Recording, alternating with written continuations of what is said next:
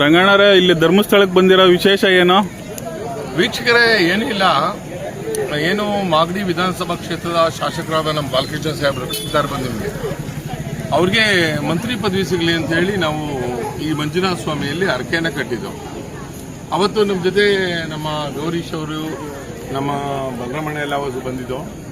ಬಂದಾಗ ಇಲ್ಲಿ ಹರಕೆಯನ್ನು ಮಾಡಿದ್ದು, ಒಂದು ಅವರು ಸಚಿವರಾದರೆ ಒಂದು ಸೇವೆಯನ್ನು ಮಾಡಿಸ್ತೀವಿ ಅಂತ.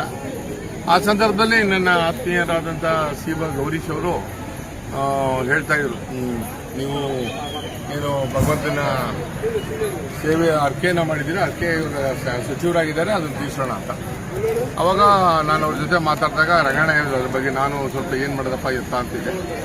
ಏನಿಲ್ಲ, ನಾವು ಜೊತೆಲಿರ್ತೀವಿ, ಹೋಗೋಣ, ಹರಕೆ ತೀರಿಸ್ಬೇಕು ಮಂಜುನಾಥ್ ಅಂದರು. ಹಾಗಾಗಿ ಇವತ್ತು ಹರಕೆಯನ್ನು ತೀರಿಸಿದ್ದೇವೆ.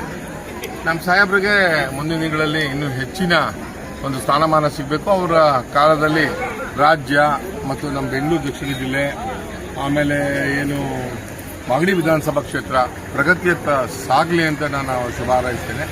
ಗೌರೀಶ್ ಅವರೇ ಒಂದೆರಡು ಮಾತಾಡಿ. ನಾವು ಬಾಲಣ್ಣ ಅವ್ರಿಗೆ ಮಂತ್ರಿ ಮಂಡಲದಲ್ಲಿ ಸ್ಥಾನ ಸಿಗುತ್ತೋ ಇಲ್ವೋ, ಅವ್ರು ಮಿನಿಸ್ಟರ್ ಆಗ್ತಾರೋ ಇಲ್ವೋ ಅನ್ನೋ ಒಂದು ಭಯದಲ್ಲಿ ಅವತ್ತೊಂದ್ಸರಿ ಧರ್ಮಸ್ಥಳಕ್ಕೆ ಬಂದು ಮಂಜುನಾಥ ಸ್ವಾಮಿಗೆ ಹರಕೆ ಹೊತ್ಕೊಂಡು ಹೋಗಿದ್ರು.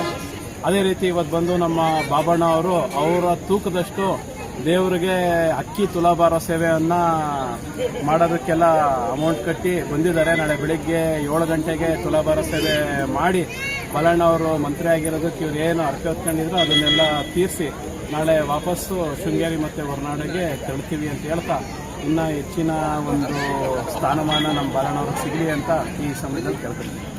ಮತ್ತೆ ಈ ಕಾರ್ಯಕ್ರಮಕ್ಕೆ ಪ್ರತ್ಯಕ್ಷವಾಗಿ ಪರೋಕ್ಷವಾಗಿ ನಮಗೆ ಯಾರ್ಯಾರು ಸಹಕಾರ ಕೊಟ್ಟಿದ್ದಾರೆ ಅವ್ರಿಗೆಲ್ಲರೂ ಧನ್ಯವಾದಗಳು. ವಿಶೇಷವಾಗಿ ನಮ್ಮ ಎಲ್ಲ ಕಾರ್ಯಕ್ರಮಗಳೇ ಬೆನ್ನೆಲುಬಾಗಿ ನಿಂತಿರೋರು ನಮ್ಮ ಸನ್ಮಾನ್ಯ ಡಿ.ಕೆ. ಶಿವಕುಮಾರ್ ಸಾಹೇಬರು, ಸುರೇಶ್ ಸಾಹೇಬರು, ಬಾಲಕೃಷ್ಣ ಸಾಹೇಬರು ಅಂತ ಹೇಳೋ ತಪ್ಪಾಗಲಾರದು.